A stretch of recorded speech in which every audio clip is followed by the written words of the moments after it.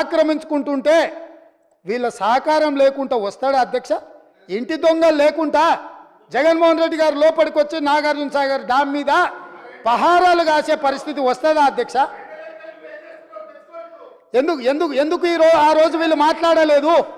వీళ్ళు ఇచ్చిన అలుసే కదా, వాళ్ళు పెట్టిన పులుసు తిని వీళ్ళు అలుసు ఇవ్వడం వల్లనే కదా ఈరోజు ఈ పరిస్థితి వచ్చింది.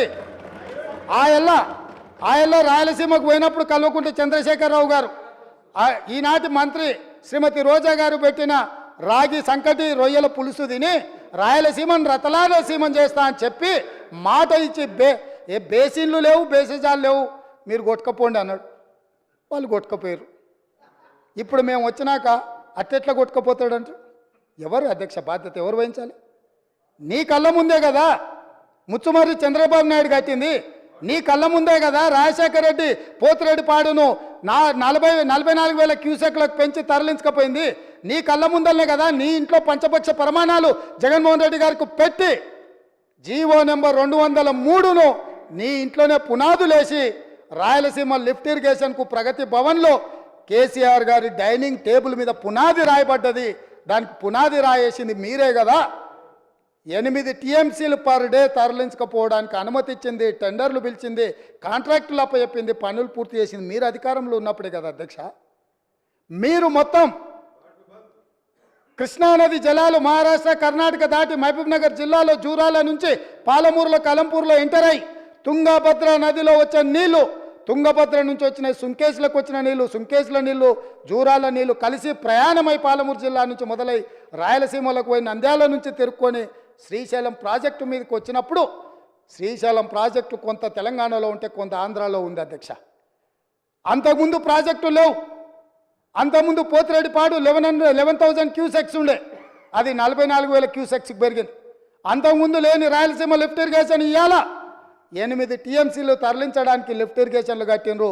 ముచ్చుమర్రి నుంచి అర టీఎంసీ కట్టిరు అధ్యక్ష. మొత్తం 12.5-13 టీఎంసీలు పర్ డే. ఒక్క నెల రోజులు మనం కళ్ళు మూసుకుంటే శ్రీశైలంలో బురద కూడా ఉండదు అధ్యక్ష. రాయలసీమ లిఫ్టు 797 ఎఫ్ఆర్ఎల్ దగ్గర కట్టిరు అధ్యక్ష. కుండ ఇట్లుంటే కుండకు సైడ్కు పొక్క పెట్టలే అధ్యక్ష, కింద పెట్టిండు. కింద వీళ్ళు పిలిచి పంచపక్ష ప్రమాణాలు వీళ్ళు పెట్టిండ్రు, జగన్మోహన్ రెడ్డి వీళ్ళ కింద బొక్క పెట్టిండు అధ్యక్ష. బొక్క పెట్టి మొత్తం తరలించకపోతుంటే మిన్నకుండా ఉన్న మీళ్ళు ఇవాళ నేను సూటిగా అడుగుతున్న హరీష్ రావుని మిత్రుణ్ణి, రాజకీయాలు పక్కన పెట్టండి, మీరు రాజకీయాలు పక్కన పెట్టండి, మీరు బాధ్యత కలిగిన మంత్రిగా చెప్పు. ఇవాళ రాయలసీమ జిల్లాలో ఉన్న మీ అవకాశం వచ్చినప్పుడు స్పీకర్ గారు అనుమతి తీసుకొని మీ అవకాశం వచ్చినప్పుడు తప్పకుండా చెప్పదు. I'm not yielding. నీకు ఇస్తాడు మైకు స్పీకర్ గారు, నేను కాదు ఇవ్వాల్సింది.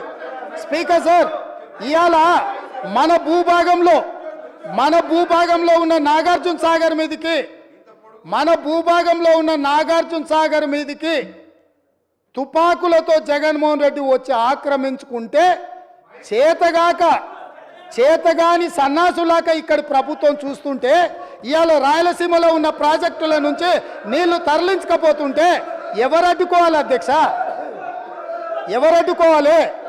ఒక్క పక్కన వాళ్ళు ప్రాజెక్టులు పూర్తి చేసుకుంటుంటే వీళ్ళు ఇక్కడ ఆనాడు కోమటిరెడ్డి వెంకటరెడ్డి గారు కొట్లాడి నల్గొండ జిల్లాలో ఉన్న ఫ్లోరైడును అక్కడి బాధితులను ఆదుకోవడానికి ఎస్ఎల్బిసి ప్రాజెక్టు మంజూరు చేయించి 42 కిలోమీటర్ల tunnel Rajiv Gandhi tiger reserve ఫారెస్ట్లో పర్యావరణ అనుమతి లేకపోతే